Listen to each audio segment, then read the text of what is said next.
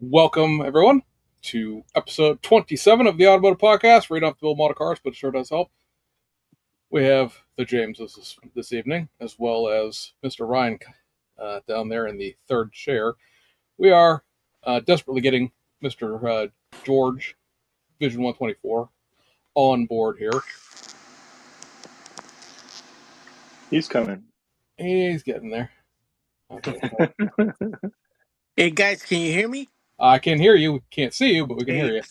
I'm trying to set that up. Sorry I'm late on this, but Oh, and he's gone. And he's back. bear with me, guys. I'm working on trying to No, set this up. no worries, man. No worries. So while George is down there fighting the demons that are trying to access StreamYard on an Apple device, Mr. Chester, how are things going with your new resin sales and expositions? Better than I expected. I sold out of the 4 resins that I got in 2 days. So I was surprised. I thought I was going to hold on to them for a month. Is that they include those 3D printed 911 stuff that you got in? Correct. Oh, cool. Yeah. I personally would just like there to be like one other livery. Like I like the anime livery that's offered, but I think everyone is going to build the anime livery. Yeah, that's all I sold was the anime livery. And ka-chow ka-chow for the win and all that. But like, I don't know. He needs to take a look at I don't know this year's like Nuremberg stuff because 992 Cup is a class within the 24 hours and stuff like that. And What's a good thing that he's watching us right now? You can just tell him yourself. yeah, well, as soon as I see him like wave in there, I certainly will. He's in. Oh, he is. He is. Oh, yeah, there he is. There he is. I see him. One bit. We need more decals. Mr. Ryan, how's things been going? Let's see. It's all right. Things have been going. Things have been going. Yeah. Yeah. So it's not much all better. All settled in a new place, new build area. So it looks new. Yeah. I mean, same desk, but new shelves behind me and more lighting and. Yeah. Now your stash sits there and like looks over your shoulder. Build me. I put all the ones I want to build like right in my view, and the ones I'm like, I don't know if I want to build them. They're on the back side of the shelf, so I don't have to look at them. Mr. Winben in the comments saying there will be more decals available on the 296. Well, that's great. I certainly look forward to the 296. Mm-hmm. But that's the one I want 911 decals because that like once you've shown that comes with a full interior trans kit along with the body. Okay, if I don't have to make an interior, that's like the big thing. Like the GTR that he did, that was that basically all you had left over was the roof, and then you put everything else into a resin thing. Like, right. I don't want to build a race car for that. Like I'm lazy, obviously. So.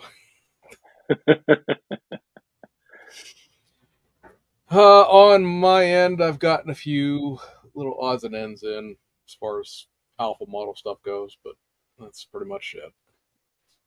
We weren't here on our schedule last week or 2 weeks ago because I got called in for work on overtime. Obviously, Sean is doing his musical thing. He will be back the next time we come on at the end of the month. His production runs, I believe, this coming weekend, so he'll be back, and I don't know if I'm going to try to get anybody in for that or not, because at this point we could probably spend 2 hours just talking about what Sean has done for the last 2 months, because he's been taunting the internet with a bunch of CAD images of those new Mobius Mercury comets that are coming out, plus all the things he's been working on. And yeah, we tried to get together to review it like a Google Meet, but it just didn't work. Right. His computer said, no, we're not having that. So, kind of like George's iPad right now. Right. Yeah. And so he's saying 6 to 7. That's good. No, I'll need 6 to 7 of the kits. No. There you go. You need 6 or 7 I kits. of the ones he's shown, I am interested in the Macau livery car. Okay. We'll see what else. We'll see what else comes up. Obviously, there's a competitive one coming along from Alpha as well, because God forbid why wouldn't they both release the same thing at the same time again? And try to see here if I've told him what the app is called. Yeah. But like I told you, I may get one of each, and then since that one will come with 7 liveries in it, I don't have to worry about what liveries come in the Alpha Model one. Right. Mm-hmm. So Ryan, what are you working on, man? I haven't talked to you in a while. Well, I haven't been working on too much, so I've been busy with work and 1-to-1 scale stuff. So, fish a couple. I have been seeing that a lot about your SRT and whatnot. Yep. So I've been working on that, getting that rolling again, and shooting for about 475, 500 wheel horse in that little thing. So on 85, so on pump gas, it'd be like 425 for like daily use, but right, because you need 400 horse on a SRT 4 neon, right? yeah, I mean, it's just in case I want to go taunt some Hellcats, which like 450, 500 is enough to make them, if they're not on their shit, they will get bypassed by an SRT4. Or not pulleyed, and like a standard guy that's got a Hellcat that just thinks he's got the streets, got a little neon, just beat his doors in. So, yep. So Is doing that. Is it going to be like? Did you take all the seats and stuff out of it? All the weight saving stuff? Or is it No, looks it's gonna be pretty full much interior. stock? Full Okay. interior car. I have what's called BUX. It's a export neon, like leather interior in it and stuff like that. And then it's gonna be AC. I'm actually putting a muffler back on it so I can actually drive it. Listen to has a huge stereo system and stuff. So like, still want to street drive and enjoy it and stuff like that. But probably gonna do a boost actuated cutout so that way when it's hits a certain PSI level, it's an open dump and it'll be a screen rip at that point. So drive under the radar most of the time. When I'm in it, it'll be screaming, Yeah. So we're doing that, some RC car stuff, and did a couple little models here and there, quickies, like one for our barbecue chat, and did one for I was at the Chrysler Car Isle Nationals recently this past weekend, and did one for a customer that out was there this for past weekend. Okay. Yep. I did a 1-to-1 of a customer's car out there for that to have a little Brookfield neon. So Ryan from Z Force did the wheels for me, like he did the file, and I printed those and some other stuff like that. Okay. Yeah, I have one of those as well. Mm-hmm. Yep. So pretty much all I've been doing and working. So I finished up the PZY GT2 RSMR Apex car. mm-hmm. Came out pretty nice. I liked it. Nice. Tried a new way of attaching the windows. I used a PVA glue instead of super glue. Okay. I get to try. Everyone talks about doing canopy glue for glass. Mm-hmm. I've been wanting to try that next. So. Yeah. The problem is the windows flex, mm-hmm. Or they don't flex, excuse me. And so, you can glue one side in and glue the other side in, but the other side will just pop right off, So you got to put the glue in, put the tape around all of it, let it sit for about an hour, and it'll hold it. And it's still holding it. So I've had super glue let go after a couple days. Oh, really? So, yeah. All right, here we go. There he is. Hey. There we go. Let me see if I can. Hey, there you go. Hey, sorry about that. No worries, man. What's going on, guys? Nothing. Marcos just joined us too. Oh, yeah? Hey, Marcos. Greeting, fellow glue sniffers. Hey, Ryan, I spoke to you earlier. I thought you were going to try to go to get some sleep. Didn't get much of it. It's not. Nope. The whole table was all full of junk, so I cleared that all off. So okay.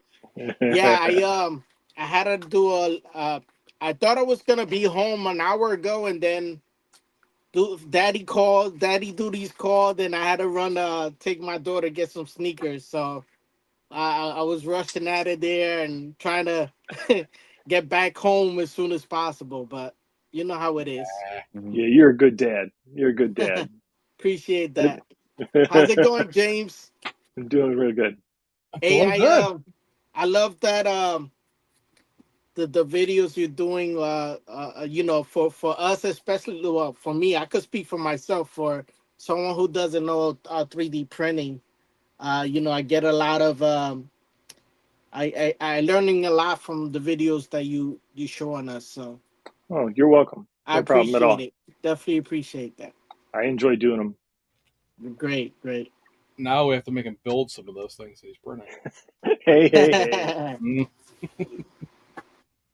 So, as we see here, George Vision 124 is our guest tonight.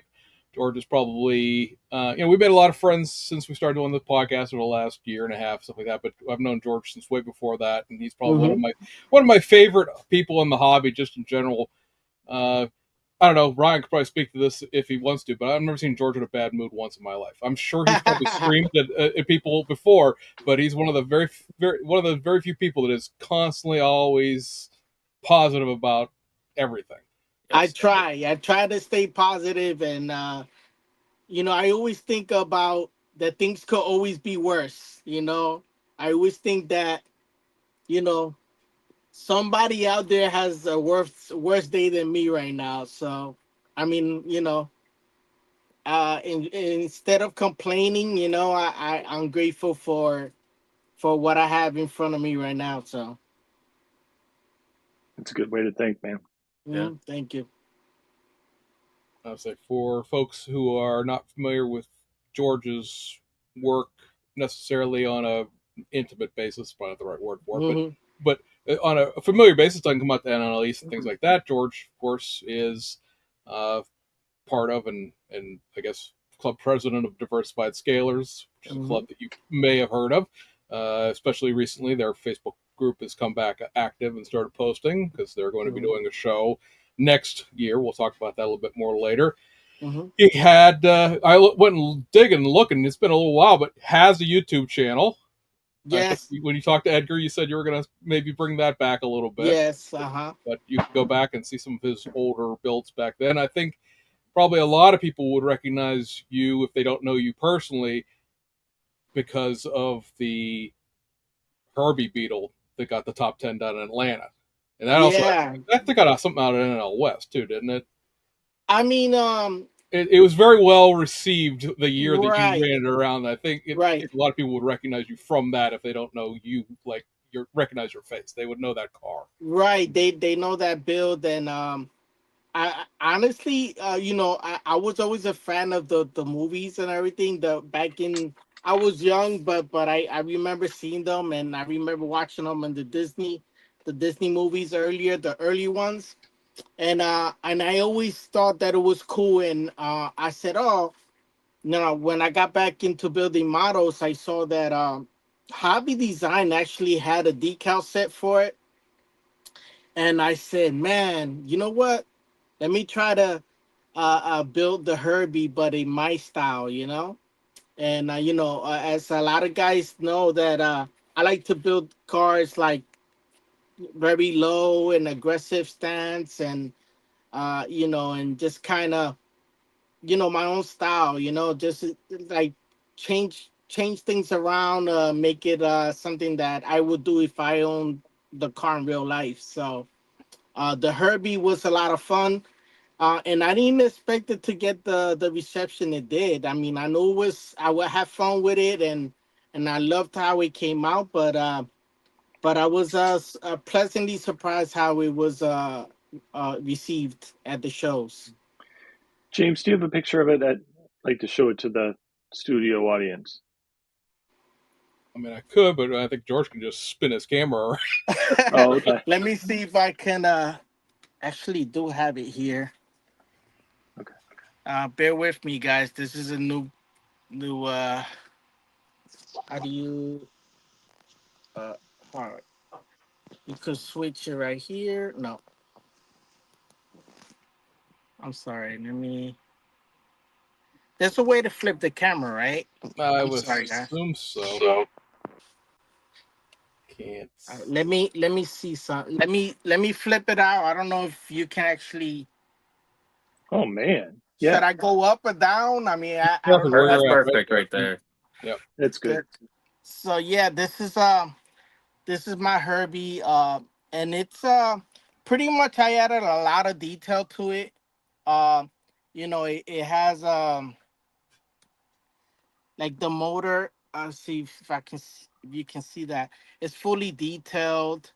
Um, it has a swamp cooler on it. I left the windows open there. Um, and even in the front, it has the spare tire stretched out with it also has an air ride system. This 3D printed air ride system was back when Shapeways started getting stuff like that. Yep. And before 3D printing was really a big thing, I got that from them. And yeah, this is it. And yeah, it was a lot of fun. Um inside there's a lot of nice detail in it. I put like a little like in the I don't know if you can see in the back window, it's like a little luggage, kind of reminiscing, old Mercedes Gold Wing package tray back there, uh yeah, but that's it right there, and it's a lot of fun. That is that was something else, man. that was a joy to do. How long did So that take you? let me just flip it around. Um, I would say about a month and a half because I was kind of I was working with Of other course. builds all You notice around. you notice the theme of a month and a half of diversified guys. Oh, I would say maybe a little longer than that because I was working on multiple builds when I was working on that, and my main I think I unveiled it at we had a Euro build at our barbecue. We had a theme for our Euro cars.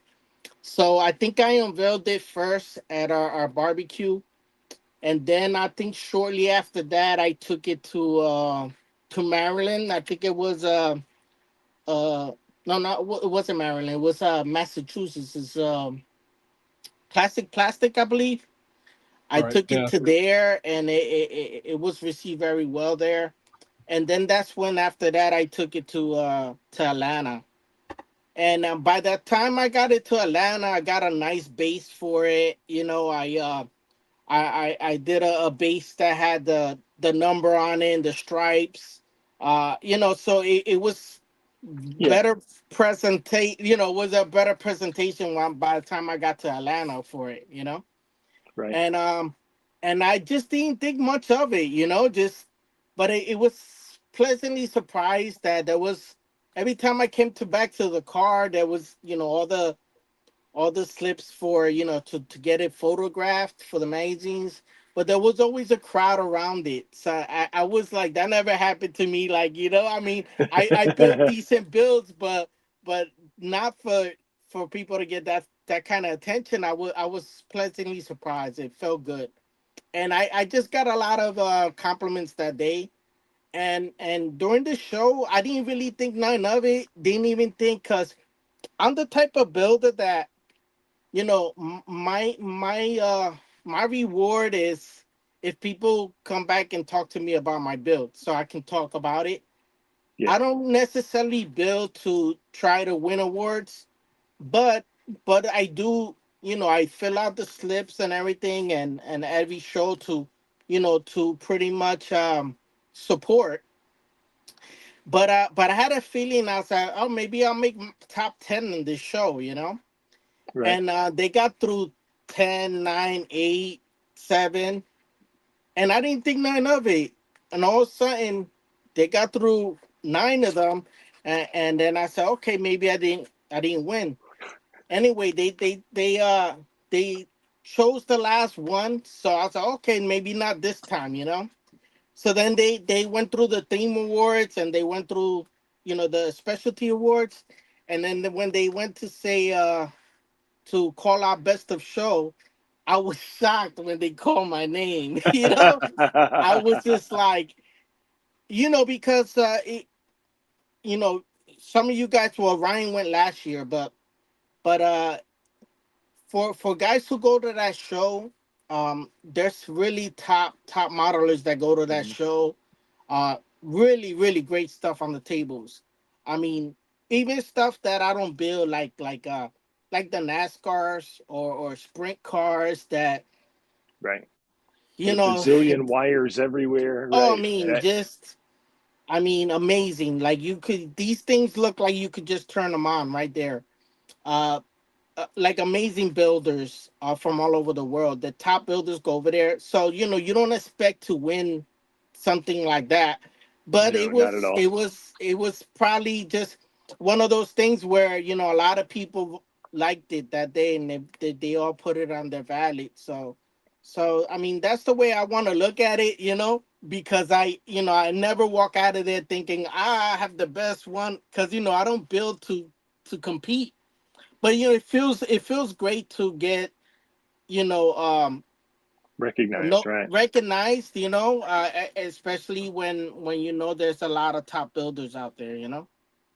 Yeah, for sure. but One of but these days, yeah, I'll take a best of show. yeah, and that's my only best of show, and like I said, I was pleasantly surprised, but very honored to win that. I actually have another one on deck, similar style. Let me just turn it over. Can you guys see that one? Uh-huh. Yep. Yeah, so it's just mocked up on the primer. Kind of similar style, but this one will have all the chrome trimmings, and this one's gonna have a really cool paint job. Um, I don't want to pretty much say too much because I wanted to unveil it over there at the Atlanta this year.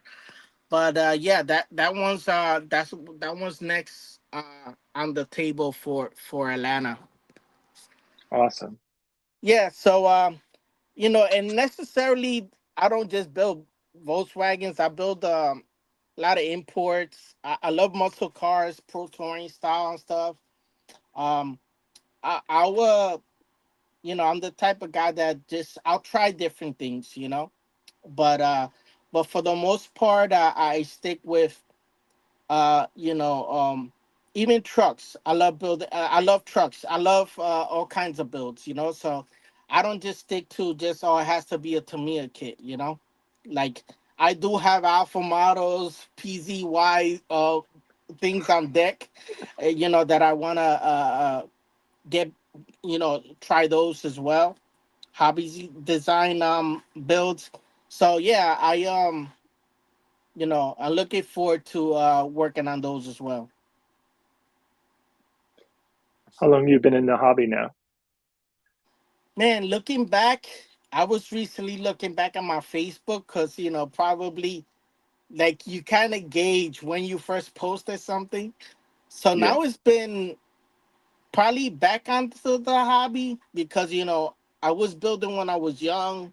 And then, once you get your license, you work on real cars. So, like Yeah. I stopped working on models, but probably afterwards, after having kids, I have family life, you start finding out I need a hobby that I can stay home, Yeah. so I just got inspired by stuff that I started seeing on YouTube, like the Dr. Crankies and Oh, those right. guys.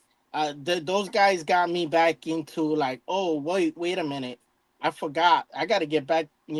So it just started like that, just buying a kit, and next thing you know, the floodgates open of so many things that was out there that I didn't realize. Me, that gap that I was in the hobby, I couldn't believe what was out there available, Yeah. and this is way before 3D printing, 10 years, 11 years ago, I would say, Right. around there, maybe 12 years ago.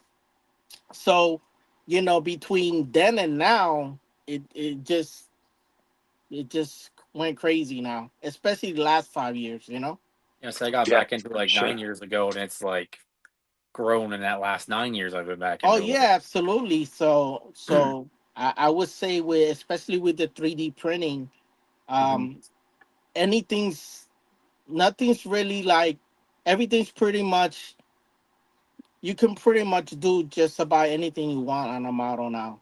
Mhm. Yeah, Especially if you have experience designing on CAD or something. yeah. I mean, I'm afraid. I'm anything's afraid to go down that rabbit hole because I may not build anymore. I may just right, do like Bill Geary, and just design stuff and go on to the next right. design.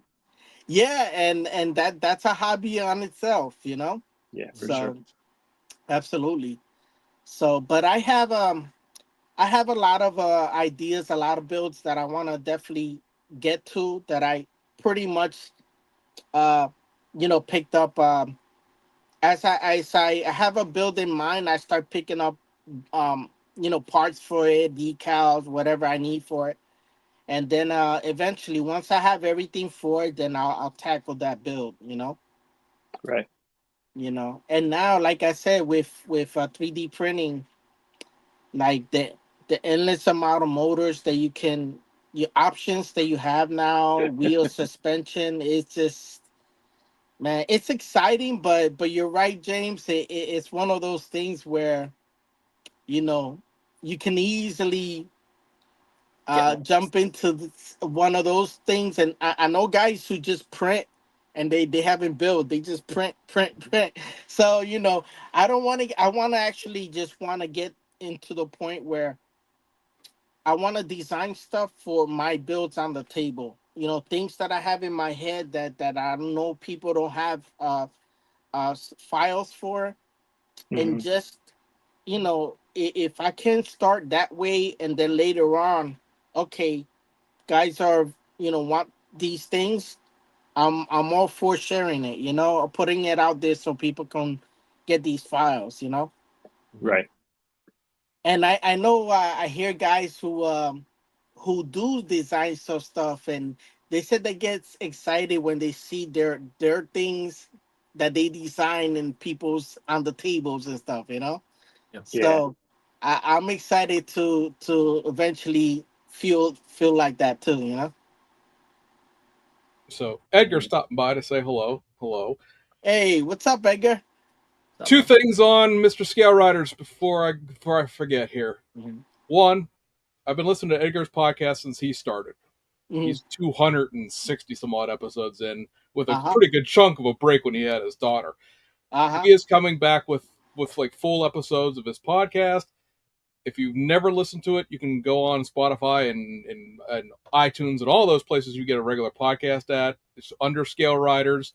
I found, as somebody who, hey, look, I'm not from the West Coast and lowriders aren't my thing. His podcast, you go back in the archives of that thing, is super informative of a bunch of builders that I would not otherwise know. Right. There's a whole slew of people that are in a completely different modeling niche than I am, than a lot Hmm. of us are.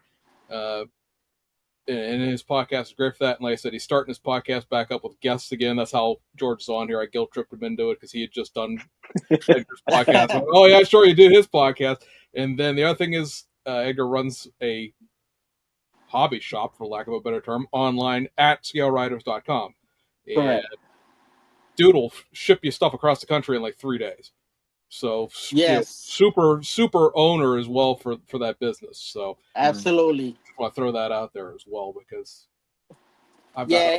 a bunch of stuff off of him over the course of since he's been open. And I think he's what 3 years, 4 years into that business now at this Hmm. point. So Mhm. Yeah. check And that out if you it's have. been growing. He's doing a great job promoting his his business and his channel and everything. And he shares everyone's work, anything that's going on. He shares it on Instagram. um Me and Edgar became really close friends before he started the Scare Riders business. My first time going to California was in the West, and I don't remember what year it was, but but it was great. I landed from the airport, and before he even got to the hotel where we were all staying, he said, "Hey, I'm gonna let these Armando Flores. I'm gonna let this guy know. I'm gonna let Jeffries know that you're there."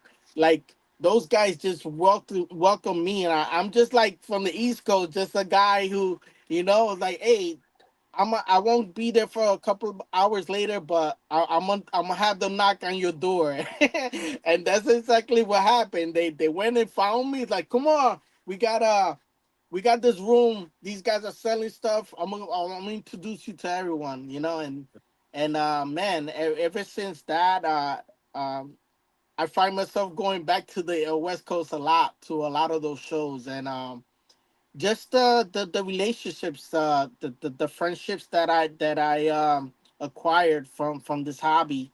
Uh, it's been amazing. Edgar's been a big shout out to him because he started it off for me over there.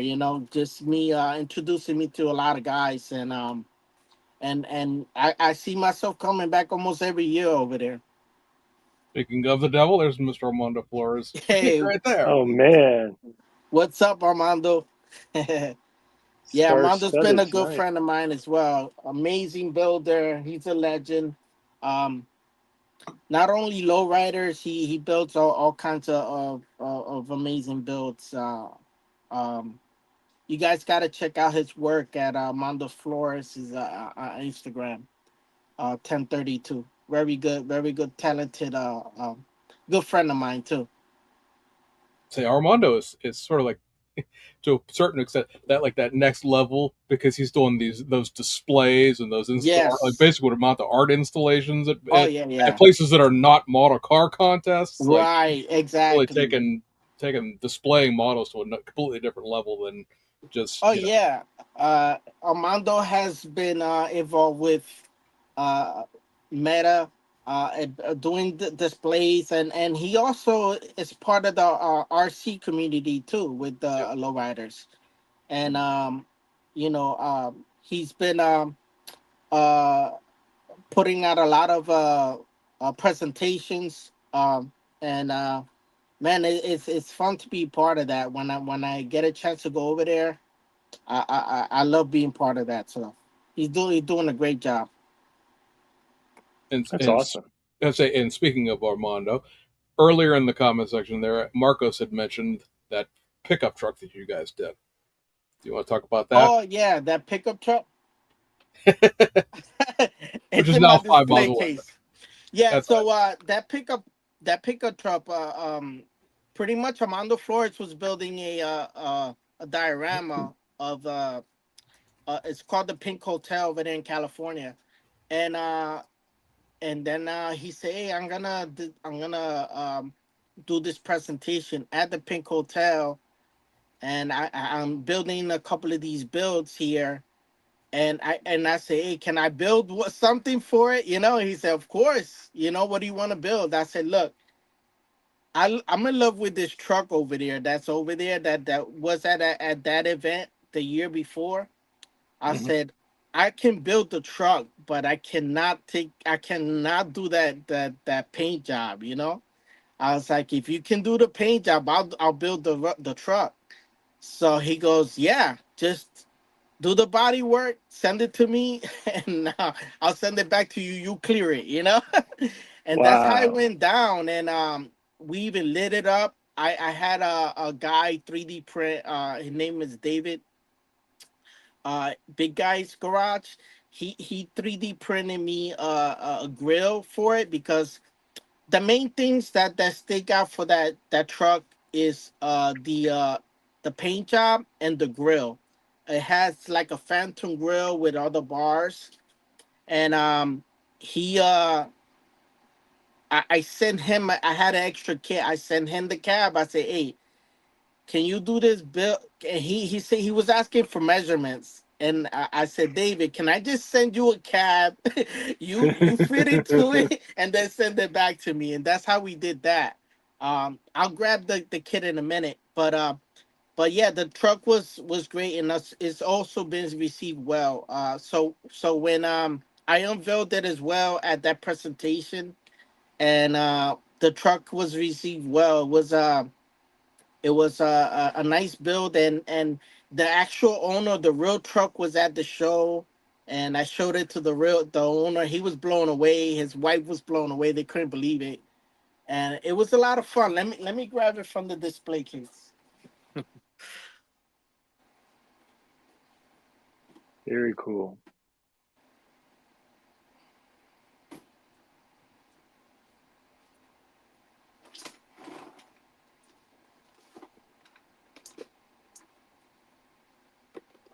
Ryan, you go over to his house and see all this stuff? Yeah, we've been there a couple times at club meets and stuff. So he's got a nice collection of builds and to be built. Okay, let me know if I have to go higher or lower. Can you see it? You're good on Pretty height, spot just a little on. bit to your left. A little. So this way or Your, the other way? your left. Okay, my left. There you Okay. go. Perfect. Okay. All right. So Nice. yeah. So this is the truck. It's a replica of a real 1-to-1 lowrider truck over there in California. And one thing about me, I love building replicas of real cars. And my niche is to try to get as close as possible as a real truck, as a real build.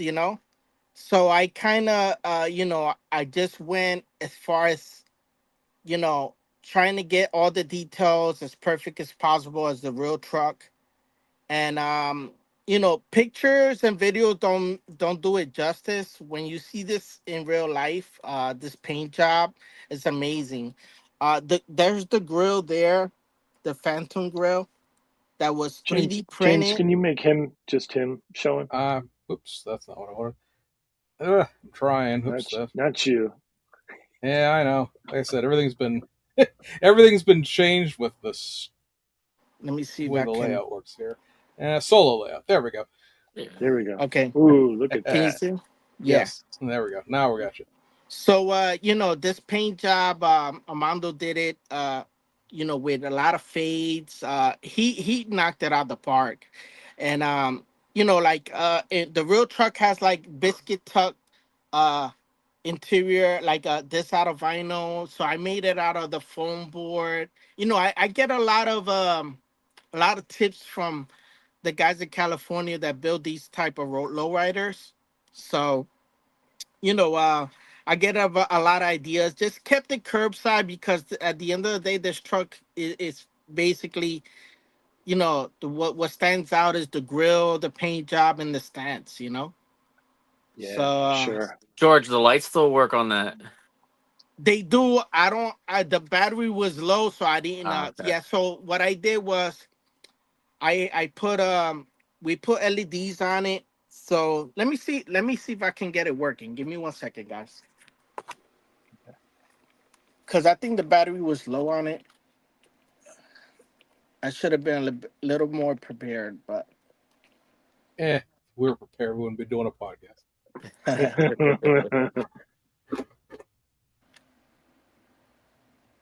yeah, this truck was a lot of fun because I love building replicas of real cars, and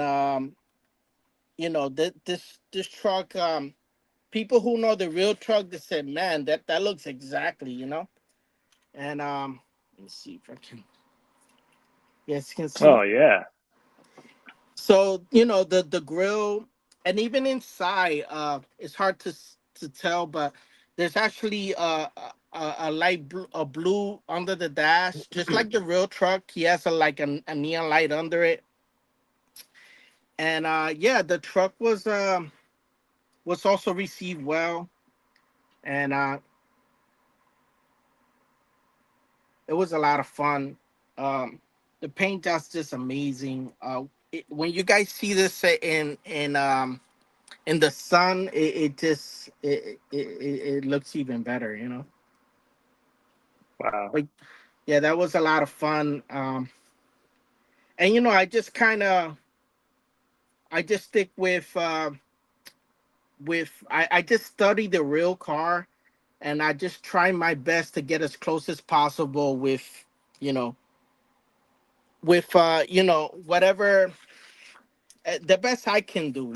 There's always better ways to build these things, but to my best ability, I try to get as close as possible. They're a lot of fun when I do those replicas. So What did it take you, a month and a half? that one I don't remember. I think it was 2 months. But again, that was another one that uh with this one was a little way different because I had sent one, I had two kits. I sent one cab to the 3D design guy so he can fit the grill. And then I did the body work and everything as far as chassis and everything. And Armando said, just do the body work, leave it white primer for me, nice and white primer. I did that, send it to him. He painted it like in a day or two.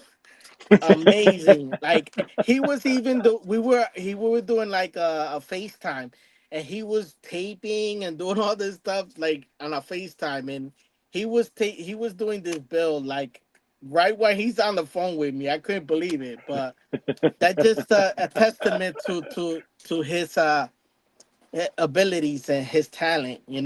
Mhm. But It's yeah, I amazing. send it to him. He sent it back to me. So yeah, I don't even remember exactly how long that one took, but I knew that it needed to be there for the presentation. So at least I got it done for on time for that. So that was important. Peter Scared saying That's not. George doesn't sleep. Hashtag team no sleep. Yeah, yeah, If you, Pete's right there. I'm always the guy who's doing uh last minute touches, and Ryan is the same yeah, way. Atlanta. I'm going to sleep and he's up the whole night. Next thing he's the first one up. I'm like, did you even sleep, dude? Yeah, yeah, no, a lot of times I'm doing stuff last minute. I'm not that great with deadlines, so I'm not the type of guy who that build's already been done, like waiting for the show. Like no, I'm bringing the build just like if it was SEMA. It still smells like lacquer and all that stuff. You put the pro procrastination on that one, huh? Oh yeah, absolutely. I'm known for that at my club.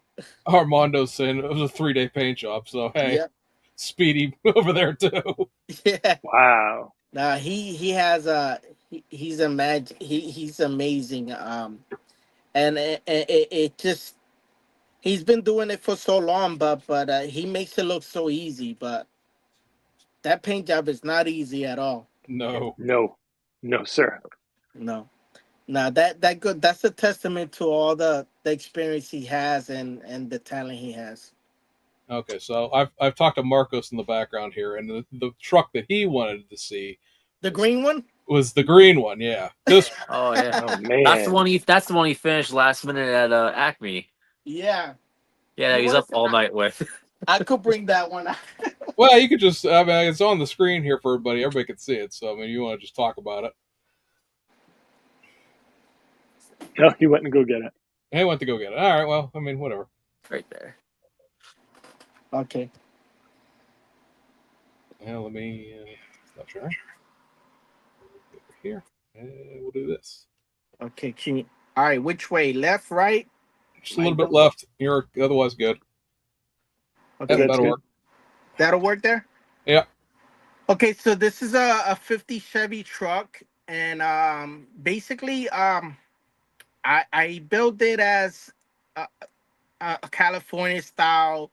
Uh, they would probably call this style like a bomb style. With basically big white walls, artillery style wheels. Um, what I always loved this year truck, and what inspired me to build it was that the aftermarket support that this truck has. So the wheels they're from this guy Davin. He resides in Japan, but he's he builds his company's lowrider model car parts. Right. And he caters to a lot of the lowrider stuff. So like this is his visor, those are his wheels. You know, I started with that. Even like these bumper guards, they don't come in the real kit, but he sold these separate. But I got I got them fitted to the bumper, and I send the bumpers to get chromed. So that's another story there. But another one is Detail Junkies. He also offered photo etch set for this kit, and yeah, I combine all of those stuff, and I try to uh you know like even like this suitcase here, that bracket is photo etch. uh Yeah. the little suitcase is 3D printed. And yeah, it was it's a lot of fun. I just wanted a clean truck, you know.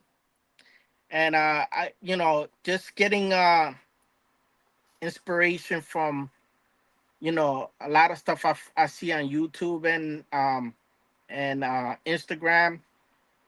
I just kind of added whatever I felt that the truck needed for. I try to stick to the theme, you know. Mhm. The Yeah. interior is nicely detailed, and even down in the bottom, I even got the chassis chromed. It has air ride. Um, you know, it still needs a little work, but for the most part, it's pretty much done. you know. But this one was a lot of fun, and probably my best paint job out of my models. Probably this truck is. Um, um, but yeah, this one was a lot of fun. So yeah, I don't just build imports. I also build these anything that's inspiring. Trucks, I love trucks too. So I even want to build an off-road truck just because I have a few ideas for that. So Where's Sean? He would have loved yeah. that. Yeah, so that's that one. Yeah, so I guess that's the one Marcos was talking about. Yeah. Yeah. So walk me through your process, George. Do you come up with an idea and you gather parts and you just start mocking things up and sort of go as you go, or Yeah, for me, my process is always um gathering the right wheels and tires, and I mock up. Once I see that the wheels and tires and they land, they look exactly how I want it, then everything else it's secondary. Yep. So um like I get a lot of inspiration from you know social media and everything, and as long as if I get inspired from something, let's just say I see on Instagram, I say, man, do they have that kit? And then do they have those wheels? And or now at this point now, you get really try to be really friendly with those guys who can design stuff for you. You say, hey, can you make these tires? Can you make these wheels for me? And luckily I do have those kind of guys who once in a while, the like the Ryan from C4s, or Yeah, he's like I got a said, couple of Dave. those too. He's amazing. Guys like that'll be like, yeah, George, let's do it. But I try to always try to make, like, even if it's a wheel that I bought, I try to still modify the wheel so it to look a little bit different, like whether it's making them wider in the back, or just making them look a right. little different. Just so, to me, I just try to, like, for the my own builds to kind of stand out a little bit more. So my process is, as long as I mark up the wheels and tires that I want, and that checks out fine. Then I start looking into okay, how do I get it to stance the right way? So I work on the suspension. Like the motor is never like a priority to me, you know. Like I don't really like, you know, it's not like like some people, like I build the motor first, then I, you know, I work on the body. Like me is, once I stance the car out, once I source out the right wheels and tires that really nail the look, then I concentrate on getting the body right, the suspension, and then, you know, if I'm gonna put a motor in it, then okay, what motor I'm gonna work on. Body work and then paint's important to me. Like I want my paint jobs to look really good, because to me, it at shows, even like I said, I'm not one of these guys who build for competition, but I feel model that has really good paint job, that really you know, smooth paint job and all that, it really stands out along. It makes it goes a long way, you know. It does. It does. So, you know, it's a difference between, you know, people actually looking at it, or if you're competing, a judge will look at yours if the paint job's right, you know. Yeah, you and Chris have been on me to polish my stuff in the past year. I started polishing stuff, and it has made Yes. a big difference in how the stuff looks. Yeah, and you know, like even not only guys in my club, but guys who ask me, it's like, hey, what do I do? I said, look, it to me is how much effort you want to put into it, you know. If you want to stand out a little more, then spend a little more time on, you know, getting the paint right, getting the stance right, and trust me, it'll make a big difference. That'll go from, you got a nice build to like all of a sudden now you go to the show and there's a slip under the table saying the Model Car Magazine wants to take a picture of it, you know? Yep. And Yeah. then it's because I feel that, you know, and Marcos Cruz knows it well. Like he's one of my mentors too. The reason why I take the paint jobs real serious is he knows is a big portion of whether your model's gonna get noticed or not is that it has a good paint job. Then it's smooth paint job, and it's sitting right, you know. Hmm. Yeah. So You guys are lucky to all have each other in that area. Yeah. uh-huh. You don't have a club near you, James? I do. We have North Coast Automotive Modelers. Okay. Um, so I don't know if you'd know anybody from the club, but yeah, I do. I do. I am in a club. Right. Okay. Yeah. I mean, you know, at the end of the day, it's even like me. I was the type of guy who started asking Marcos, "Hey, can I?" You know, and you know, some people sometimes it's just that, you know. Some modelers think like, "Oh, I don't want to, you know, bother," but that's how you're gonna learn, you know. Hmm. Just ask around when you see somebody, and you know, guys like Marcos Cruz are the ones, and even the late um the guys who used to be here, oh my gosh, Don Yost. Yeah. So Oh, I you. Don. Don Yost, I actually bought all his CDs. I started, you know, following his steps. So, you know, the my dedication is to make sure that checks out right. That the paint job is as good as it can be to my ability, and that the car sitting right, has the right wheels and tires. And I feel to me like that score is high when it comes to, like, if that's the difference between you getting your car photographed to potentially be in the magazine, or even winning something, if that's what you want to build for, you know. You have all the detail in Yeah. the world, but the paint isn't great. It gets overlooked. That's exactly it. So, you know, a big portion of, if you want to compete, is to get that right, you know. One of the So guys in my club, Eric Ritz, he won big over over East, and he hadn't even built the chassis or anything. It was just a nice paint job, and that's all Right. it was. Eric's a Uh-huh. monster, though. Eric and his dad are monster builders. They are. Yeah. I know Yeah. They them are. from the neon community. I've known them for years, and I got them all cars. I was like, "Hey, you!" It was funny.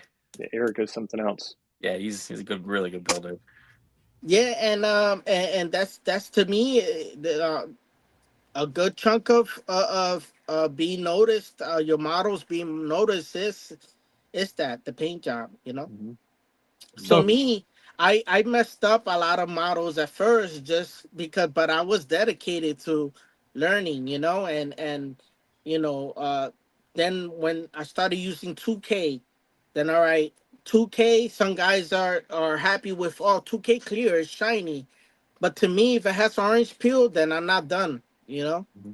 I mean, so I take an extra time than somebody else who may knock out builds faster. But to me, if the paint ain't right, I'll spend more time with it and I'll build less models.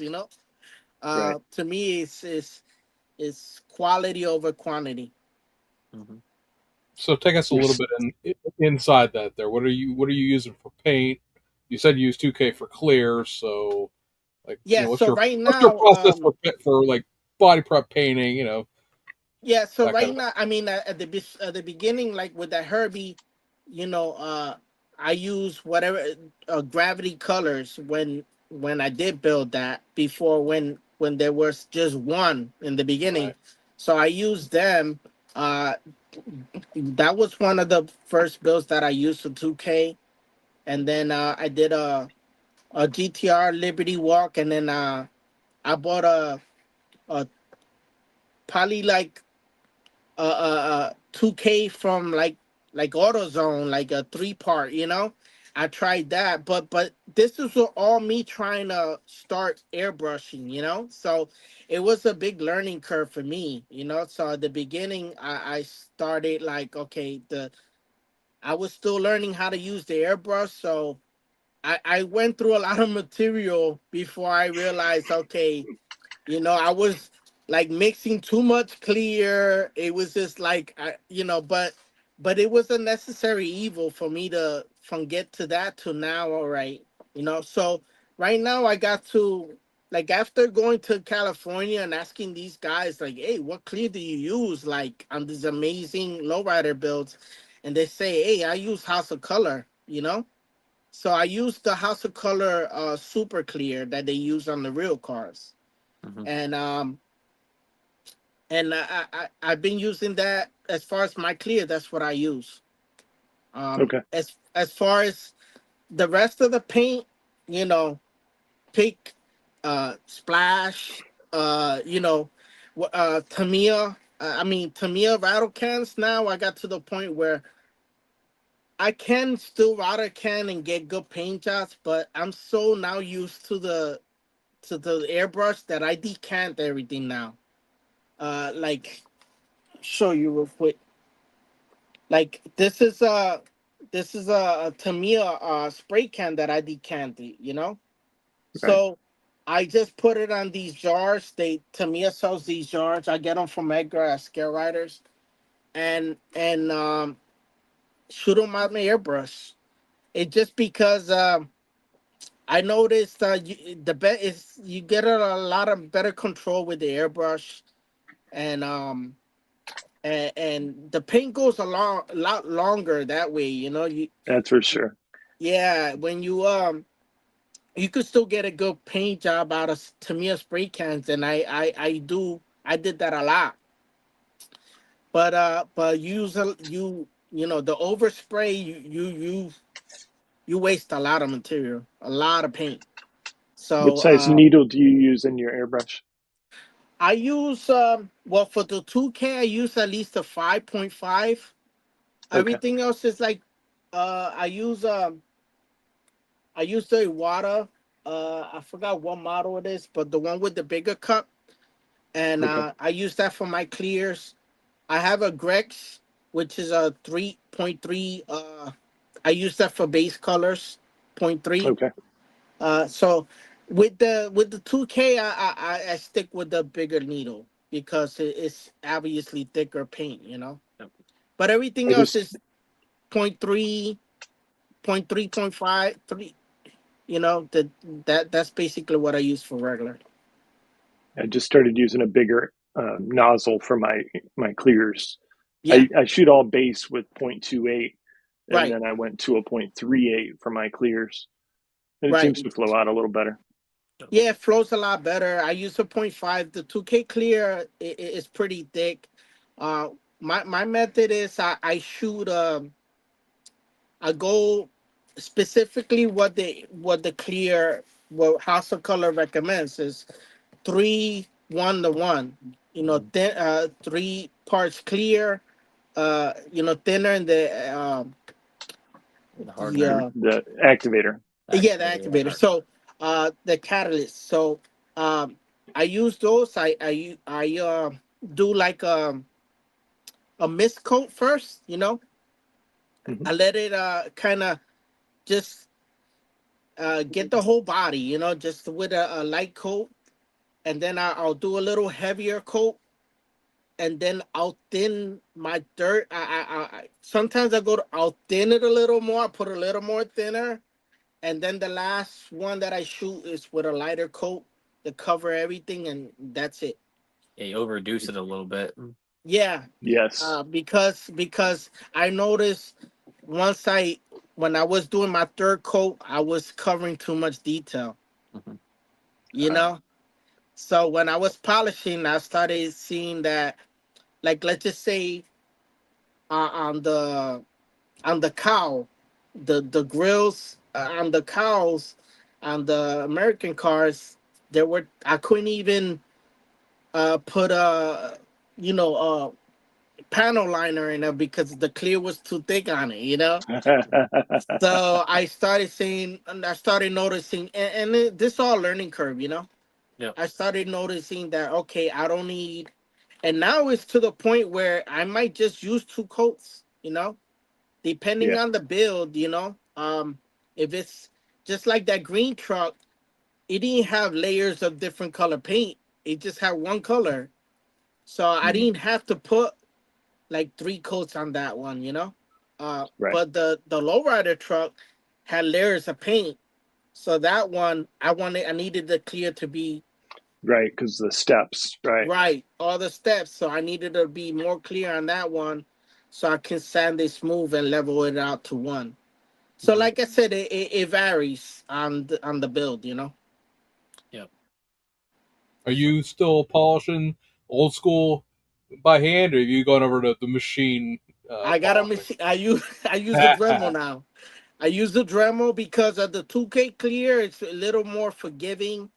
Uh, I still stay away from certain areas, the edges and Yeah. stuff. Yep. But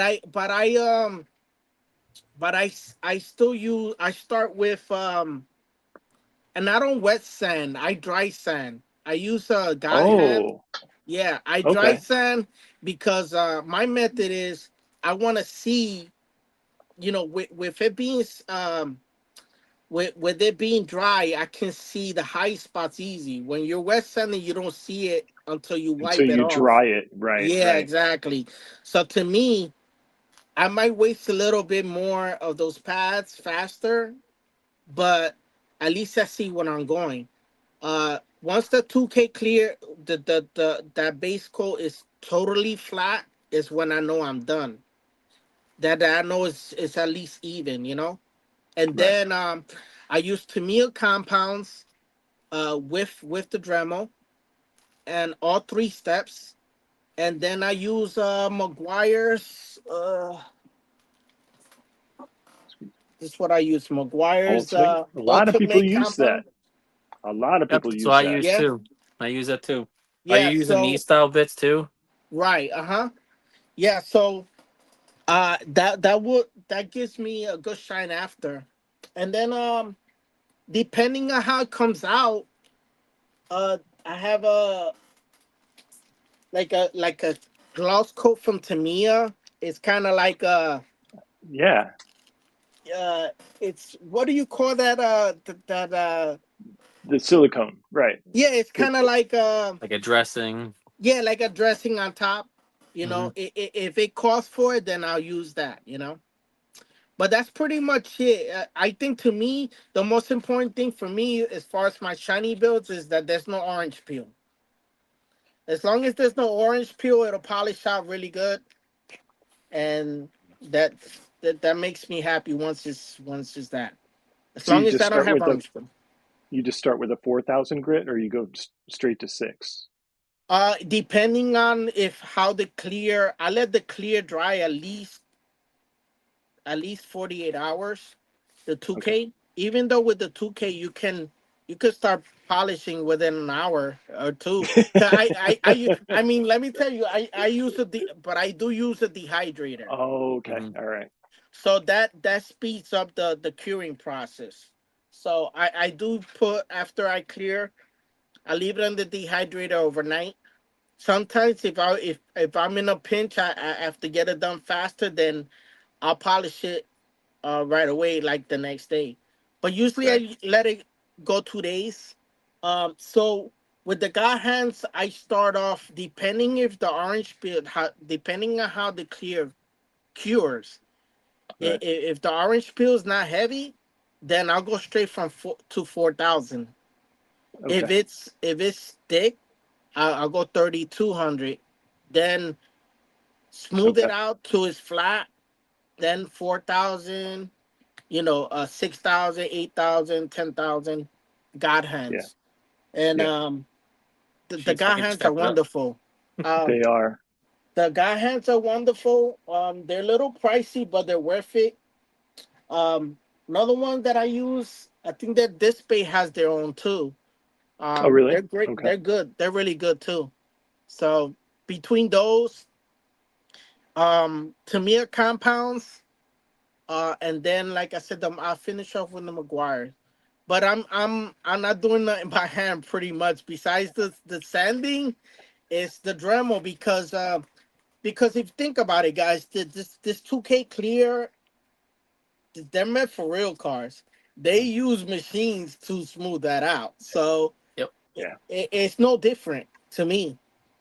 You can do it by hand, but it's gonna be harder to You to might not cut get that clear. scratches out as much. Yeah, it takes Right. a lot of rubbing to get it out. Exactly. So to me, it's when using the Dremel, it's the heat that you build on those pads. It's what smooths it out. It's actually like it's like not reflowing the clear, but that's what it does. Like I'm doing the real cars. When you're buffing Yeah. it, heat it like reflows it and lets it, in a sense, it makes it buffs it Right. back up. So if you're Yeah. doing by So hand, you're never getting that heat like you would with a machine. Right. exactly. Yep. Exactly. Brian, which color pads do you use? So I have on those pads, I have the red, the green, and the blue. The blue is Hmm. real soft. I believe the red is firmer, and then there's the green. I believe it is like the middle of the road. So I end Okay. up using kind of all of them. The blue I usually save for like sometimes I use like detail spray at the end to get off the glass a little bit, or if I'm doing my glass, like I use the Novus plastic polish. That's why I use my glass on that with the blue pads because it's the softest and you Okay. won't see scratches as much. Okay. Yeah.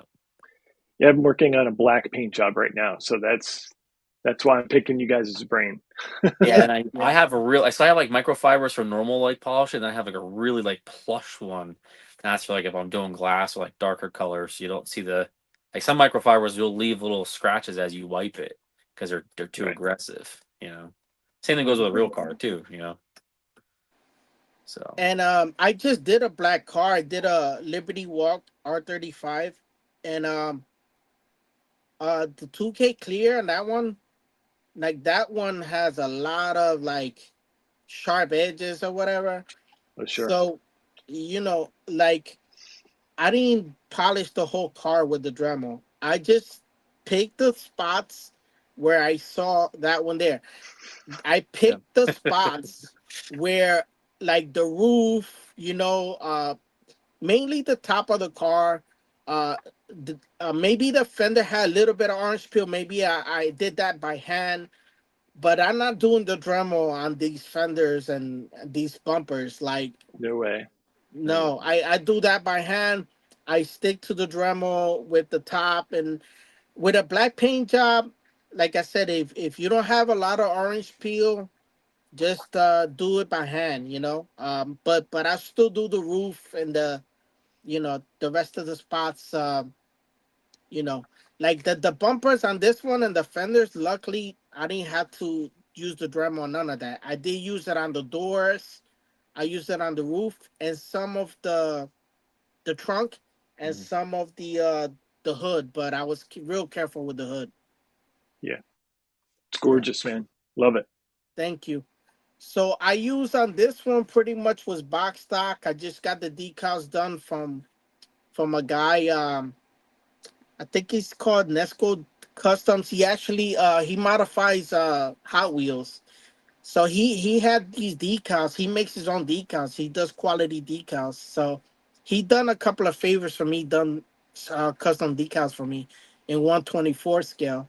So since I saw that he did those decals already on a 164, I asked him, "Hey, do you mind doing them for me 124?" And he said, "Yeah, just give me dimensions and because I got them scaled down." So he did that for me. The wheels, I lowered it more because I wanted it all the way down. The tires are the kit tires, but the wheels are from actually Hobby Design R35, the silhouette kit. So I Okay. like those wheels better. So I use those wheels on this build instead. Yeah. I just finished. That was my last build. I built that for our barbecue. Um this time we kind of like pick a theme, like last theme, Ryan, what was it, 30s cars? Yeah, it was 30s before that. So 30s before this one. Oh no, it was So It was mini trucks. It was the it mini was mini trucking. It was mini trucks. We did trucking, and then it was the 30s. 30s. Yep. Right. So we did those. We try to pick a theme. That way, every barbecue we will, everybody unveils something new.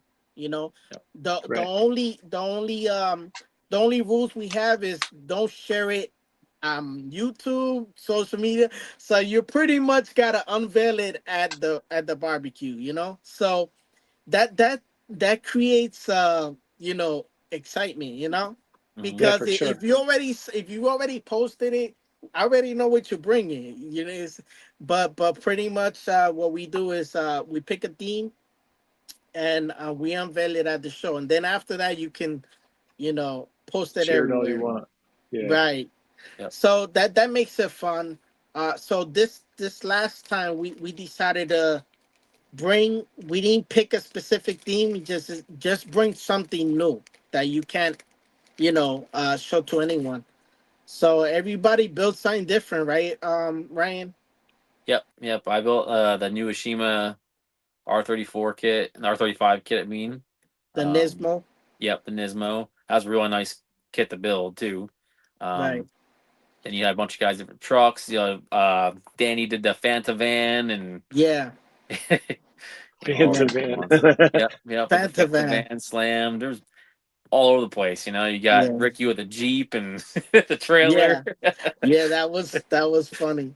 That was funny. So, But yeah. So that makes the our barbecues a little bit more special. Knowing that everybody has to bring something new. mhm. But you guys don't meet that often, right? Couple. No. Twice a It year, Yeah. I Okay. mean, we try to go like you know. like spring and fall, basically. Yeah, because and then whoever can make it to the shows, we meet there.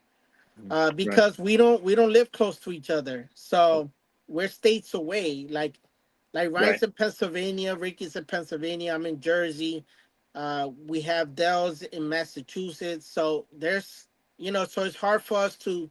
So that's why we kind of have our barbecues where okay, let's try to give people a lot of time to schedule a way to okay on this day, this Saturday of this month, 5 months from now, You know, Yeah, that's possible, right? all right, make sure the wife is okay with it, that you're clear from work, Yep. So we try, so we do, for the most part, mostly everybody makes it to those. That it's hard to get the guys together like every month. It's just, even if you live close to each other, Right, everybody works on the weekends even, there's a lot of people right, work on the weekends. So it's, so we just try to schedule that way. right. Technical question from the crowd. How do you get tires with that much camber to sit flat? So a lot of these tires, for instance, on Like the Aoshima tires, the stretchies, they're actually angled. They look Yeah. like yeah, that, so they have a stuff like taper that. to them. Hmm. Let me give you an example here. I say the R35s are like that. The old Toyota 86, the Gretty and the Rocket Bunny kit, they're like that too. Yeah, they're all that thin stretch tire. Yeah, because the other tires, stuff like the bigger tires that Aoshima makes, they're more flat. They're not as angled. Let me just show you with this And one. some guys 3D prints their files, or the tires are made like that too. If you're printing tires, some of them have an extreme wedge at them that the inside's this thin and the outside's like that. That's how you get them to sit like that. Okay. I might have something here too. So certain there, like Ryan said, there's certain companies who do have the tire that is already tapered, and they already have the camber on it. So let me see if I can show you guys. 1 second. Bear with me here.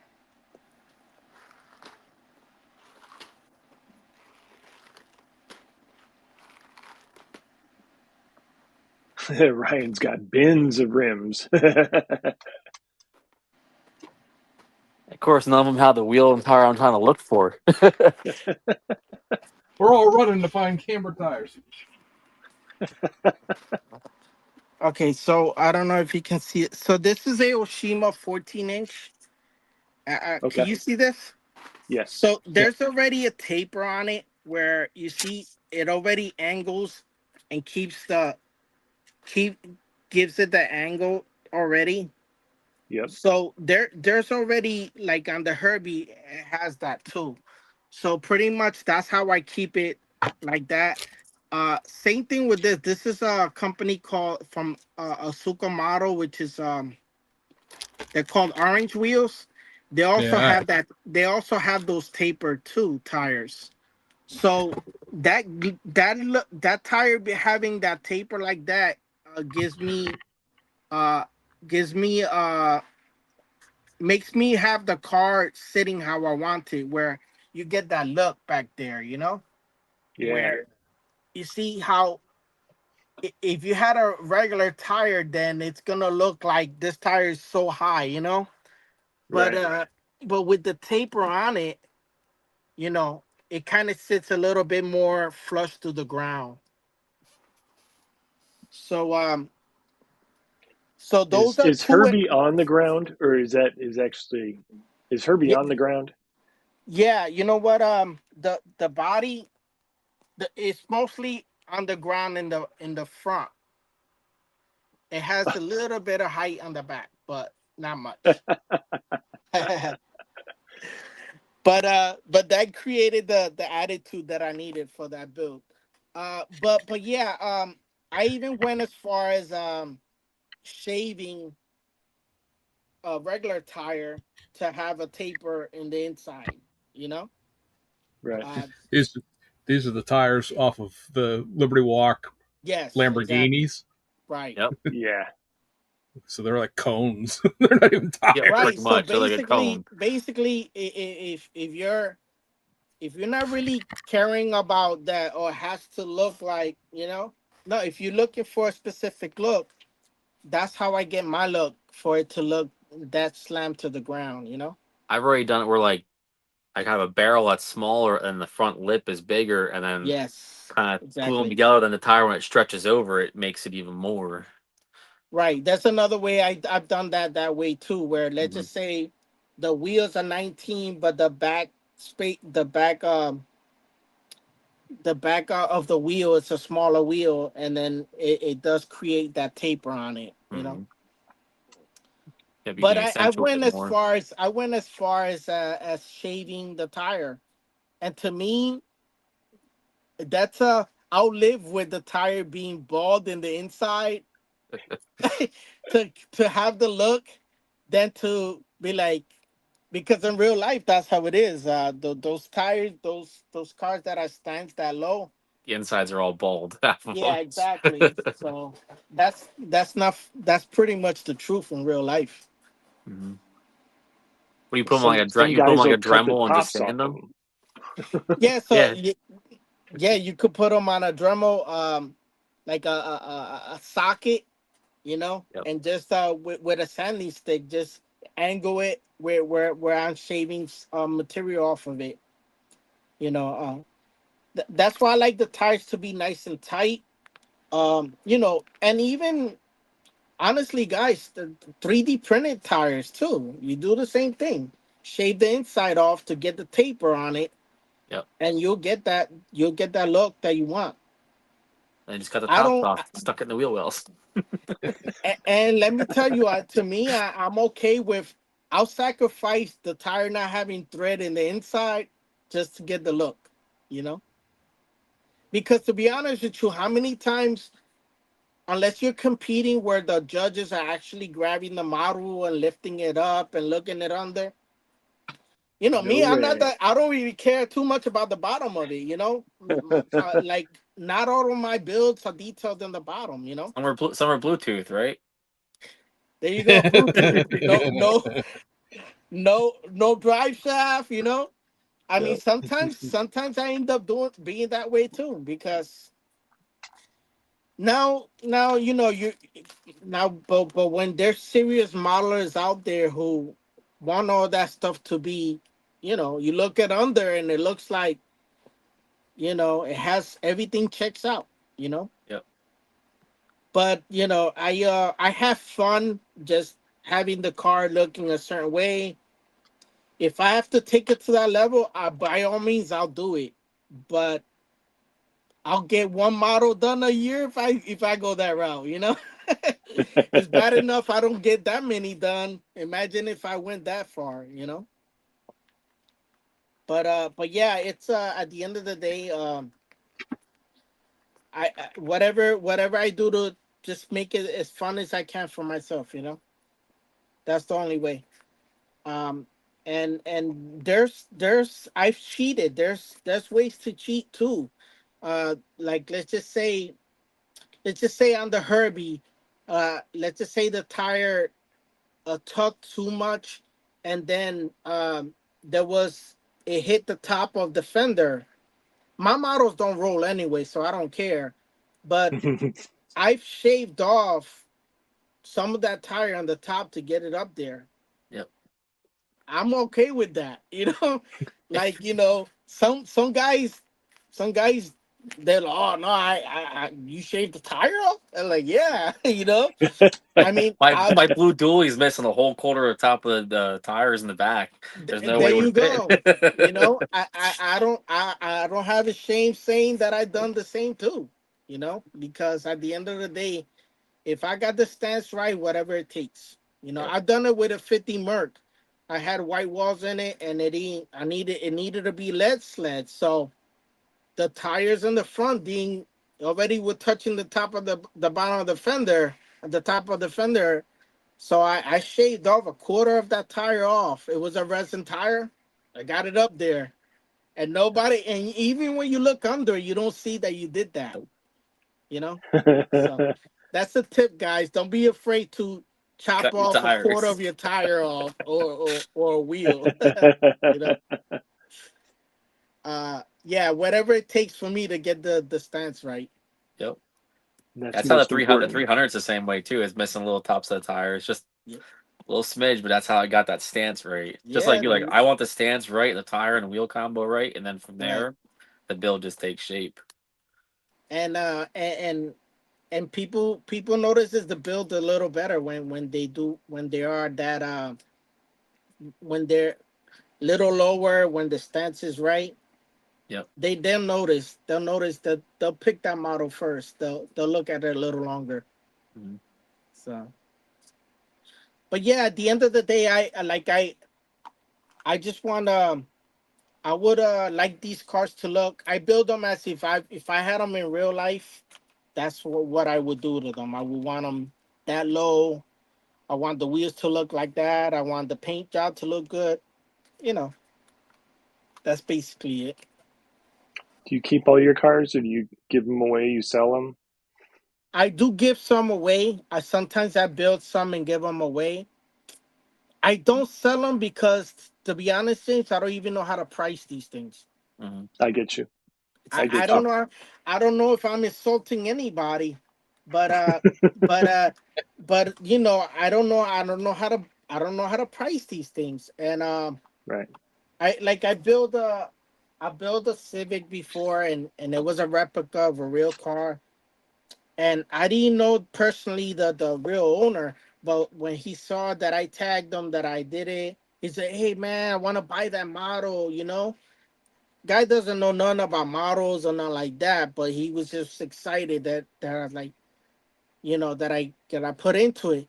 And I guess he's thinking like, oh, I could buy a 118 scale for $40 or something. But when I tell him, well, I got probably about 150 already in the model. He goes, And he's what? like, "What?" Yep. Like, how? I was like, well, I this is how much I got into it. So, like, if I'm gonna sell it to you, I wouldn't mind you having it because you inspired me to build it. But it's gonna cost more than 150. I'll tell you that much. Like And he 1,500, never asked maybe. again. He never asked again. And let me tell you, I know guys who spend more than 300 on a build model. So I was giving him like, this is exactly what I spent kind of thing. But I had like, for instance, things I have to get outsourced, like that model. I had the barrels of the wheels done by Michael Newport, where I had to send them out to him. He machined the faces Nice. and brought them back to me. So that all cost shipping it, bringing it back. Yeah, yeah. So that's another $50 or $60 that after shipping that you spend there, and that costs more than the kit. Yep. But Right. someone who doesn't understand that, they don't get it. But Yeah. so to me, it's and I don't even know how to ask somebody, hey, how much will you sell it to me? If they tell me $1,000, I was like, oh, okay. What to me is whatever anybody's willing to pay for it. Yep. Yeah. Yeah. You know, at the end of the day. So I don't even judge people on their prices, even if they. But for the most part, like, I keep my models like I do. Sometimes I build a few models where I gave them away. Part of a presentation or whatnot, and I don't regret it. But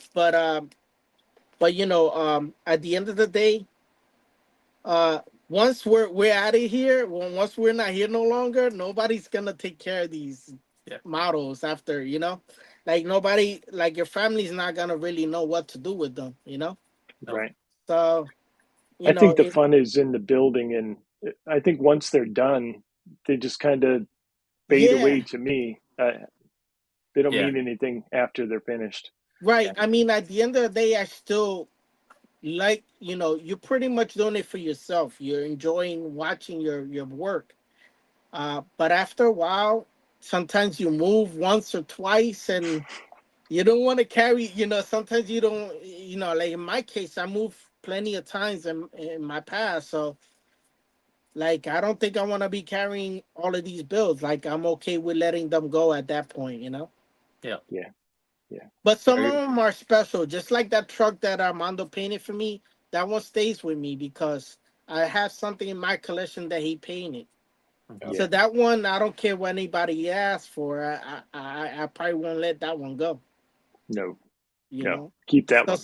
some of them are special than others. Probably the Herbie won't go nowhere, even though I've been asked many times for someone to buy it, people to buy it, but I probably keep that one.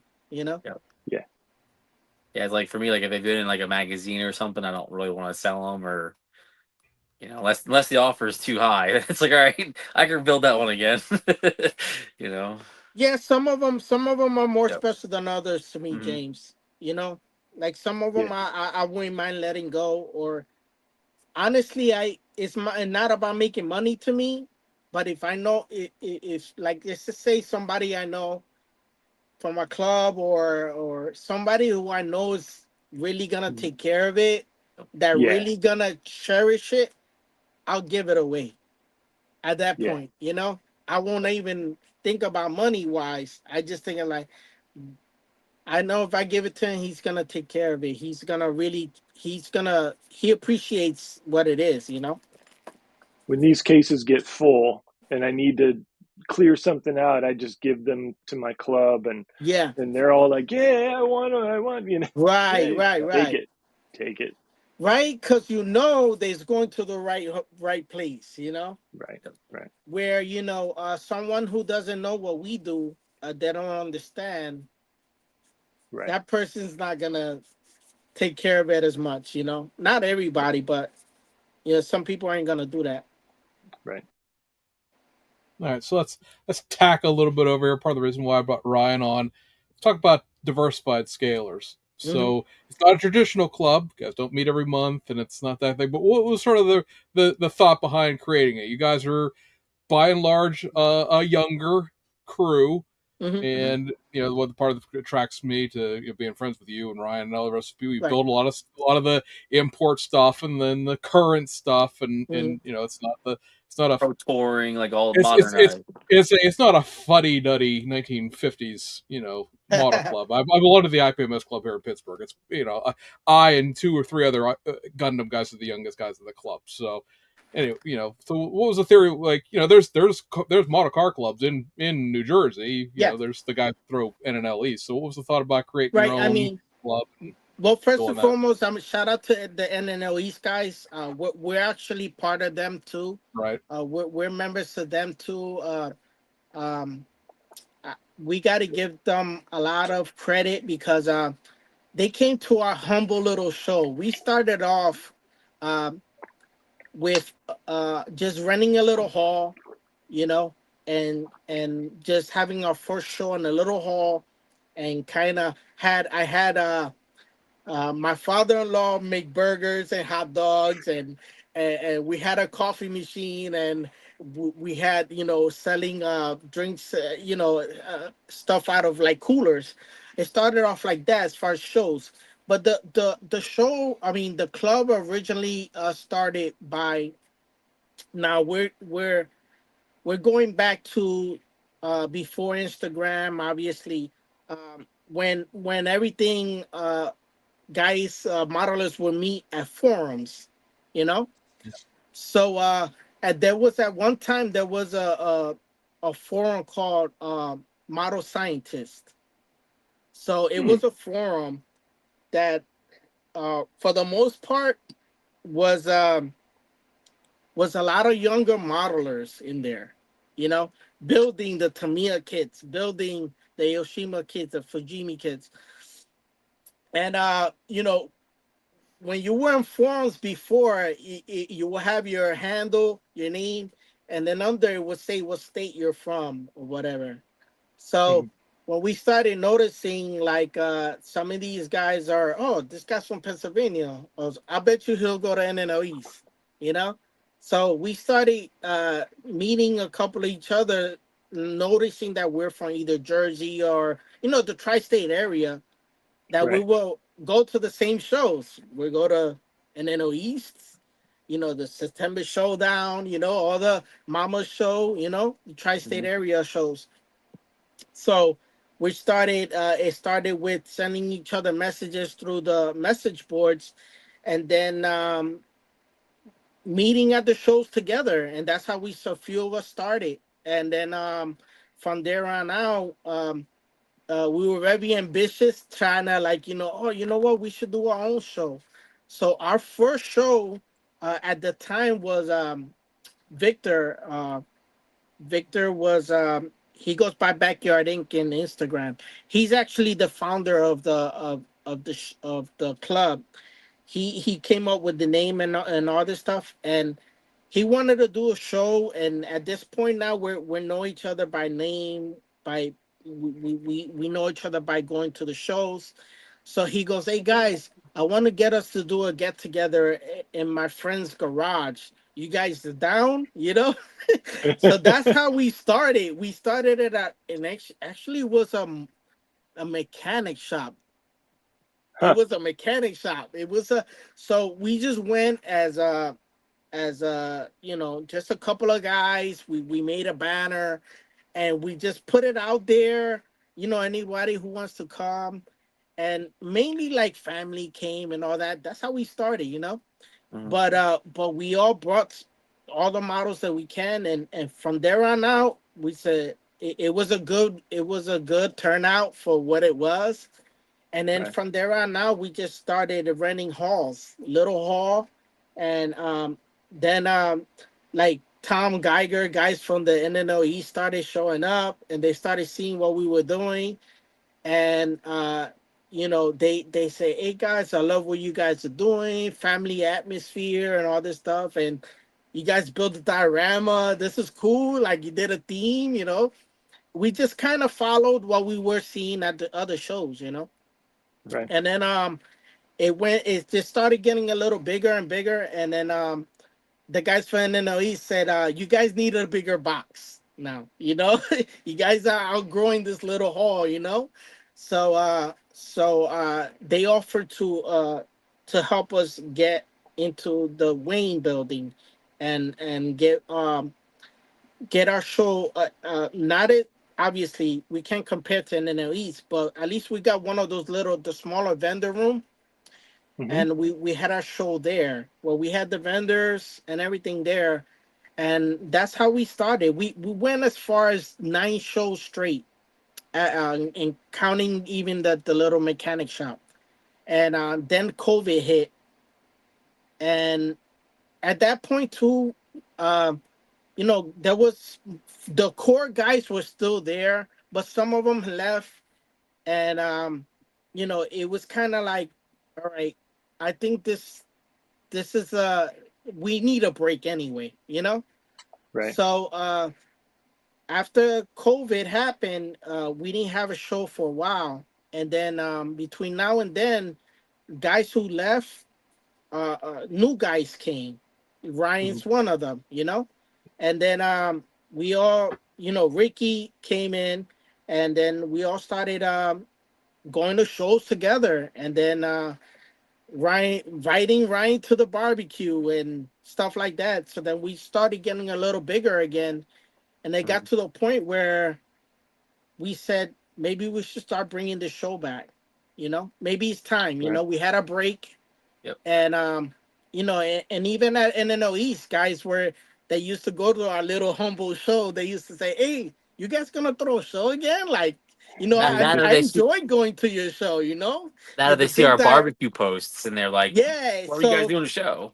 yeah, so we would build dioramas for our barbecue. So I said last year, I said, guys, let's do our barbecues this year, but now we have a bigger group of guys.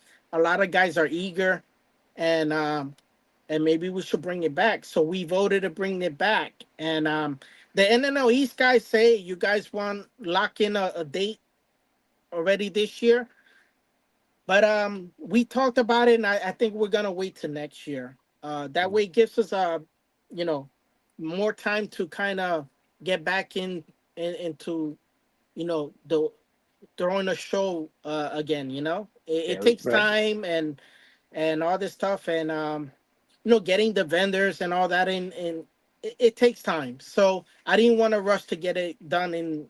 We usually do it in September, so I didn't want to Okay. just at this point now, a couple of months away. that comes fast. The year goes fast. We gotta So build dioramas and stuff too. So like it's exactly. So so there's a lot that goes into throwing a show. So I know a lot about that. So at the end of the day, we just decided we'll do it next year. It gives us a whole year to prepare, a year plus to prepare for it. Right. So the plan is right now we didn't lock in a date, but it's looking like we're gonna do it next September. Once we lock in the date, we'll make the flyer, and then we'll spread it around and let everybody know. Cool. So yeah, that's like I said, we're not even a big club. We're maybe like 12 guys deep right now. That's awesome. Yeah, but again, it's not about having a big club. It's about having quality people around you. we have a good group of guys. They all Yeah, get along and we have fun. We just we crack jokes at each other and stuff like that. It's a lot of fun, and there's no egos. You know, there's no Yeah. egos. Like everybody gets along, and it's you know, and when people ask us, hey, how do I join your club? Uh, we just tell them, look, start hanging out with us. Go to the show where we go. Go to the barbecue. It might not be for you. Like it's not about having a lot of members. It's about having the right people in your circle. Yep. Right. And Yeah, you guys are pretty much, friends. Group of yeah. And friends. and we don't have a lot of rules. We just kind of like, hey guys, if you go to the show, wear a diversified shirt. You know, if if We see. wear a shirt, and and conduct yourself, you know, Proper. Yeah. to the best you can. No, at the end of the day, we don't want to have a bad rap. So far it's been good, and pretty much what we ask is that try to get as many guys as we can to help the NNL East guys, because they're the ones that help us with our show, with the vendors and everything, and without them we wouldn't have a bigger show. So Right. we like to get back that way, so we try to at least make sure that most of us can work that show at NNL East, because that's a big show. And as you guys know, that crew's getting smaller and smaller. Yep. Unfortunately, it's gonna eventually happen. So if we could help at least with the heavy lifting, at least we can do that. And Right. keep it going. um I my first time going NNL East was my female cousin, older than me. Her husband was into models, and he knew I was building models, but not to a different level he was. And I remember going to his basement, and I couldn't believe the wall of models, just like James does have it back there. Both of you, James. And I couldn't believe it as a young guy, young lad, just looking at all that. And now I got triple what he used to have. But anyway, what I'm trying to get at is he took me to NNO East, and I was hooked, because I couldn't believe there's actually people that get together to do this stuff, and there was actually a show. So NNL East it's important to me. So I'm happy to be part of that crew when that show comes around. Well, NL East and Diversified is what got me hooked. I found out about NL East and then found out you guys were doing, was it Nissan Days? It was like Yeah. 2018. That was my Uh-huh. first show, and you guys had the diorama. I was like, oh my God, this is awesome, and it like Yeah. got Yeah. me hooked. And then next thing you know, I'm 200 some odd kits deep and critters, and Yeah. I got mean, out look. ahead real fast. Yeah, but at the end of the day, like if we can inspire people to do what we do, this is a lot of fun for the most part. Um, you know, most of the people are great in the hobby, so Mhm. there's always Very gonna be a helpful. few but that's with anything, you know. Most are helpful. Like most people are Yes, helpful in the a- groups. Yeah. absolutely, you know. Or we wouldn't learn what we learn. There's a lot of stuff that from you guys, even the club members inside and internet, like all over the place. Instagram. Right. Right. So, you know, we do the usual things. We have our group chat and the club chat. And, you know, when we do our barbecues, we do take care of business first, you know. Club stuff, we get that out the way before we have our barbecue and stuff. And, you know, we just, whatever we learn from the other shows and, like I said, NNL East guys and everybody else that, you know, we pretty much piggyback what they do. And we try to go to other clubs meetings if we can, you know. I like to try to go to that mama's club meeting. I always see like pictures and stuff from their meetings. I'm like, man, I want to go to one of those one day, you know. Mhm. But yeah, that's pretty much what we're about. And yeah, we're gonna uh, have our show next year again.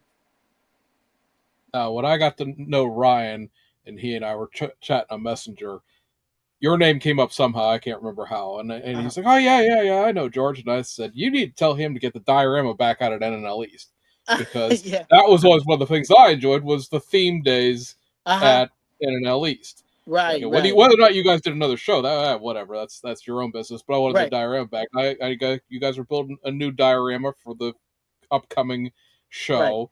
right. So for everybody who ends up watching this later and is watching this now, next year, next September, what are the themes going to be so they can plan ahead? Okay, so plan Because they're ahead. already scheduled from the last time that didn't happen. Okay, so what we ended up doing was the COVID year. Our show was scheduled in September, Right. but there was the lockdown before that and everything. So we had already our themes picked out. So the club decided, like, let's continue with that last theme we wanted to do. And it's funny because now a lot of people are doing tri-fives, right? Oh yeah, yeah. Because where it's what is it? How many years to tri-five? So there's a lot of clubs, a lot of shows having tri-five theme, but we had that theme in the beginning of the COVID 2019. year. Hmm. So what we decided to do is just keep that same theme. So we what we usually do is have two themes. We have like a kind of like a domestic theme, and then we'll have an import theme. So um, we did Nissan Day, we did Toyota, and we did a Honda Day. We did Euro theme, but we the next one was before COVID was Toyota theme. So since that didn't happen, we decided to stick with Toyota theme. So any any Toyota build, 124, 125th scale, uh, Lexus. Lexus and Scion, because there's a couple of Scion kits. Hmm. They all line up with the Toyota theme. So that's those are the two themes. So we're gonna build the diorama for the Toyota theme. Uh, and so the plan is to have it done before NNL East, to have it at NNL East first. So yeah, that's what's in the works for. But the second theme will be Tri Fives. So those are the themes that we'll have. And going forward, we are gonna have a couple of changes. Before we had all the themes that you had, you know, like stock, muscle cars, street machine. Uh, this time around, we might not do that. We might just kind of do like a top 10. Because our scale show is not that big. So uh, when you start when you have experience doing these, you start gauging on what we need to change every year. So we decided that maybe not do get an award for every theme, because let's Yeah. face it, there might not be semis. Get a trophy for semis, and there's no semis. Hmm. We had a two junior class the last 2 years before that, and there were no junior models. So Mm. it's kind of like you get an award for that, and then you don't end up using it. So we kind of want to simplify it. Maybe we'll do like a top 10, club choice or something, and the two themes. Yeah. So, but we're working out all that stuff, and as soon as we get the date, we'll have the flyer with all the information. But it'll be in the Wayne PAL building. Oh, nice, Just saying, if man. you happen to need something for this Toyota build, the Oh guy up yeah, there with the wall and display cases can hook you up with it. oh yeah, yeah. That's nice, man. That's what I tell you. That's my favorite Lexus of all time. Than the LFA, but that I love the look of the LC. And man, I didn't know he was gonna do the Liberty Walk one too. And I'm gonna have to spend the money and get that one too. I'll have it Uh, next month. wow, that's beautiful. Yeah. So those are the themes. We're shooting for September. Uh, probably mid to uh last 2 weekends. One of the last 2 weekends of September, and yeah, as soon as we get the information, we'll put it out there. We have a message. So Wenben's son is the Uh huh. designer of the kit, Uh huh. and he wants you to do the prototype car model. Ooh, I would love to do that. Oh yes, I would love to do that. Hey, send it over. I'm in. Okay, we'll make sure you get one. Absolutely. Awesome. It's awesome, man. Yeah. So that'll be great. Yeah. So yeah, we're looking forward to that, and yeah, for the most part, uh, like we have a good group of guys, and everybody's their own character. And like I said, there, you know, we do have room to have more members, but we're not trying to be a big club. We just, as long as, you're a good person to be around. Like I The said, the, I vi- the before you vibe is be, right. yeah, Yeah. before you just become a member, you just hang out with us at shows, go to our barbecue. It might not be for you. You might not fit, I mean, at the end of the day, it's just we just want quality people. So as long as you're a quality person, uh, you're welcome. Yeah. Yep. All right. So as we get close to the end of the thing here, I got two questions for you. One's the one we always ask, but the other one that just popped in my head because you're a good guy for this because I'm constantly bombarding you with all the new stuff. Right. If you can see me and George's messenger, it's just me posting him. Here's something you need to buy. Here's something you need Oh to buy. yes. If Yep. there could be one all new toolkit from whoever, but to me is always the gag, right? One Right. all new toolkit. What would it be? That's not out there. Yeah, some brand new thing. If George had control of the modeling world for one day, Oh man. Uh, it might be. Man, it's funny, but oh, I don't know. You know what?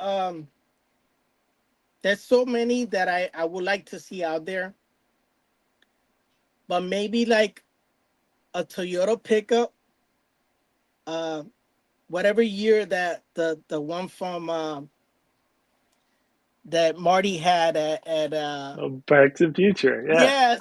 Yeah. Why is that truck not in a model? I don't get, because That'd probably be a hot seller, to be honest. honestly, I can see so many ways to build that model, like lowrider style, like even mini truck style, lifted. I would love to see that model done, out of styrene. Yes, I know someone could probably do it in 3D, but I would love to see a styrene kit done of that truck. when Big, when Aoshima started releasing these new Back to the Future kits, the ones that are like 200 pieces or whatever, right, right, James and I had a conversation of like, why is the Toyota truck not a thing. Like I think everybody Right. who's in within a certain age group, right, who Right. grew up in the '80s, Right. we all wanted that SR5. Yes. Yes. We were a Toyota And family growing up too, so like I really wanted an SR5, you know. I mean, I mean, And even Shimon has a lot of those Toyota trucks. Like they're not that far off from being able to No, produce that too. exactly like that SR5 truck. I tell you, it will be a great seller, and that's just one of them. But yeah, I know as far as trucks, I wish that little truck was out there. That Aoshima made that truck, Yeah. because trust me, I think a lot of people, especially, just bring it out as the you know Back to the Future truck, and trust me, it would sell. you know, Yeah. yeah, I would I love to agree. see that truck. If I had a choice, it would probably be that truck. But there's a lot more. I'm sure that a lot of import cars that aren't available. they'll say that But they could take that, release it as the Back to the Future truck, right, engineer it in a way that the old school, either the really jacked up truck or the lowrider suspension, right, because they fit all the other Toyota trucks they've done. exactly, Release it three exactly, different ways, and then people can just run with their imagination from there because exactly. all Because the parts exist. yeah, the Helix truck that they have it lifted, they have it slammed to the ground, they have it, so they can do the same with that one. There's There you so go. many ways you can build that truck. But yeah, I'm very surprised that that truck is not a kit. That And definitely would be one for me. yeah. And so the other question we always ask everybody on here, and this is more about what you have to build, is, and we stole this off of another podcast that's out there. They don't ask the question anymore, so we've taken it. It is the idea of a lifetime achievement build. If you had, like, it could be a series of things or one kit specifically, one, or not so much a kit, but a build, right? If you had one thing that you could do that would be, your statement, this is George. Is there some project out there that is the thing you would want to do before you shuffle off this mortal coil, so to speak? Hmm. Uh, I would love to build my own shop diorama that it would solidify what I will have a real shop. You know, Yeah. Probably more like a body shop, because I love paint and the body work. People don't like sanding and getting mold lines out. I enjoy that. A lot of people don't do that, but me, I'm weird, I guess. I like doing that. So I would love to build a diorama of a body shop. Like a shop that I will own if I had it in real life, and probably like a bucket list will be like a paint booth in a diorama, section was final assembly, and all of that. I would love to build something like that, or be like, yeah, that's what I would love to do. And then That's awesome. yeah, just had kind of have the shop look like, all right, George owned this.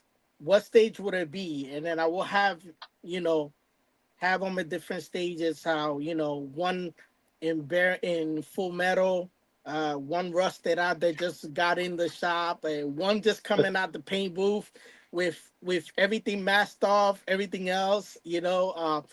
Something coming out the rotisserie stand. That's probably something I would love to do. Mhm. And with 3D printing and stuff like that, if I get into the designing stuff, that's what I want to do next. Learn that stuff. That'll probably even motivate me even more to do something like that in the future. It sounds like a fun project. Oh yeah, Somebody in the absolutely. comments said George is very enthusiastic, to which I say, see, this is what I was saying. The guy's never in a He bad mood. is. He's He constantly always is. going. He's just one of my most favorite people in the hobby. I appreciate that. Thank you. No, I appreciate that, and yeah, yeah, that's something that I would definitely love to do. I definitely I think I always wanted to be a painter of a real car in real life. So if I can at least do it with these models, I'm halfway in there. You know. There you go. Yeah. Shadow the guy over there what is on your left. He can hook you Yeah. up with it. He does that. He Between does him that and in real life. Lewis, they got you covered. Oh yeah, Yeah. absolutely. Yeah, definitely. Alrighty, ladies and gentlemen, we want to thank everybody for tuning in to another episode of the Automotive Podcast. George, thank you very much for coming on. Thank you for having me, guys. Drag This was fun. you on It's here a pleasure meeting you. kicking and screaming. Pleasure But meeting you, James. Good seeing you guys. and Good to Ryan, see you. again, thanks for coming on. He was Yeah. saying, what time do I come on? He's old hat now. He's like part of the spare tire of the crew now. Him and Lewis been on Absolutely. so many Well, times now. So Thanks again for having me. this was fun. If you ever guys want me to bake back on, just holler.